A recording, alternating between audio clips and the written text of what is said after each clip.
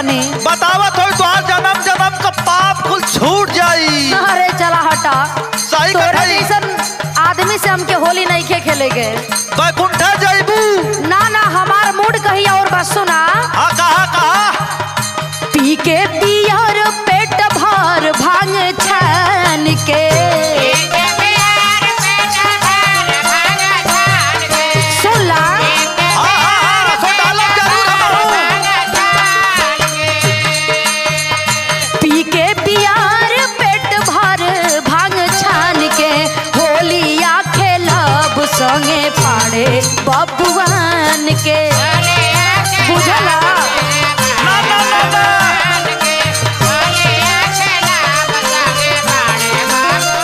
हमार मूड अलगे बा। अगर हमसे बचबू तब न पाड़े बबुआन की हन जाइबू। अरे जा हटा। सुना बोला। छोड़ा चक्कर पूछी पाड़े बबुआन के। छोड़ा छोड़ा।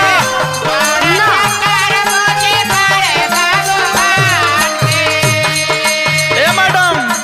बोला हो। अरे छोड़ा चक्कर पूछी पाड़े बबुआन के। होलिया में चोली राना वाला अहिरान से।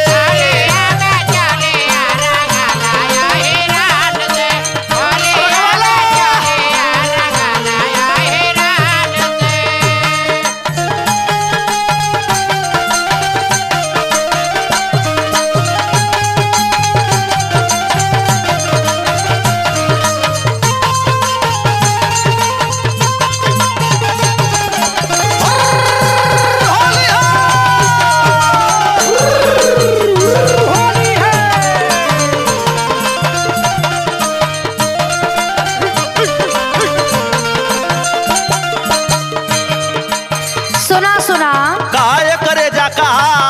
तनी होश में बोला, समझला ना। नहीं मानेंगे, होली है, बुरा न मानो। हाथ सुना, हमार हाँ। जैसे जैसे मन करी वही से खेलब, लेकिन तहरा से ना खेलब। पहले प्रधानता अहिरान के दा। चुप रहा, सुना हमार बात। कहा कहा। जैसे मन करी हमार डाले में डाला भाई, हमारे रहता है। लेकिन कैसे तो नहीं है होली खेला।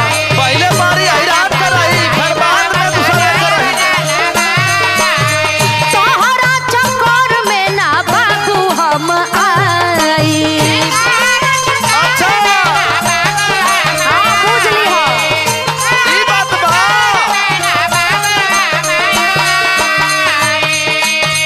जैसे मन करी हमार डाले में डाला भाई, तोहरा चक्कर में ना बाबू हम आई। हाँ। काहे टुकुर टुकुर इतना ताकेला ध्यान से। अच्छा अच्छा। ध्यान से सुन ला। पहला रंग हम लगाई।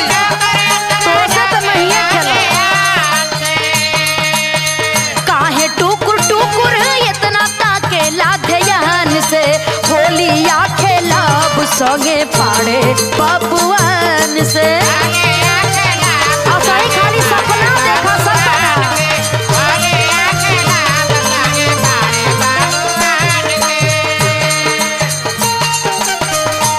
मान ला कहना हमार। आवा डलवाला। ना ना,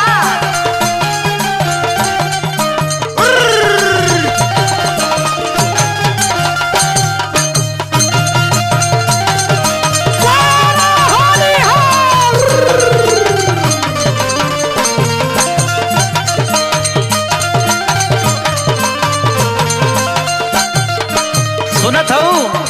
कहो। पहल का रंग हमें लगाई देखा। हाँ, सपना देखा, सपना। एने ओने कूदा नहीं भरी तो हर पेट हो। अरे जा, तोरे जैसन बड़ा देखले बानी। हमारे सिवा कहीं ना जुड़ेबू।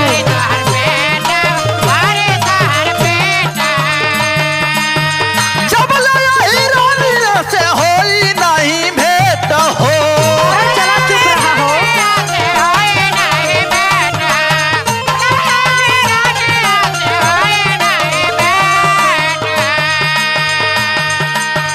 एने ओने घूमा तो हर भरी नहीं पेट हो।